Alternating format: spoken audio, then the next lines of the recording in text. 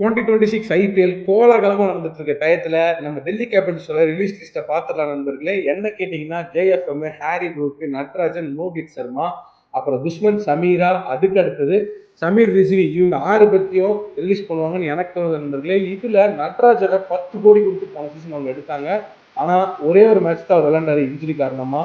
So அவரை நடராஜனே release பண்றதுக்கான வாய்ப்பு நிறைய இருக்குன்னு எனக்கு தோணுது நண்பர்களே. இவங்க வச்சு ரிலீஸ் பண்ணும்போது டெல்லி கேபிட்டல்ஸ் கையில 32.5 கோடி இருக்கும் நண்பர்களே. 32 பிளஸ் 5 37 கோடி நீங்க நினைப்பீங்க.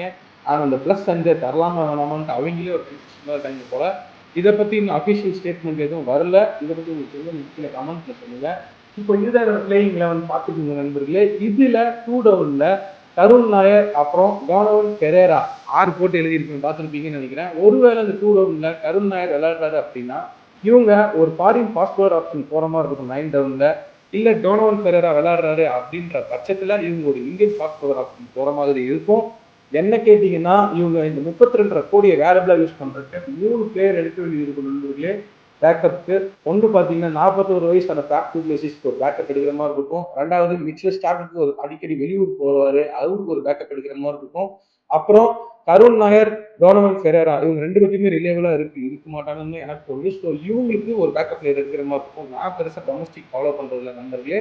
ஸோ யார் எடுப்பாங்கன்னு சொல்லி உங்களுக்கு தெரிஞ்சா நீங்க கீழே கமெண்ட் அடுத்த வீடியோல சொல்லி நண்பா. டாடா.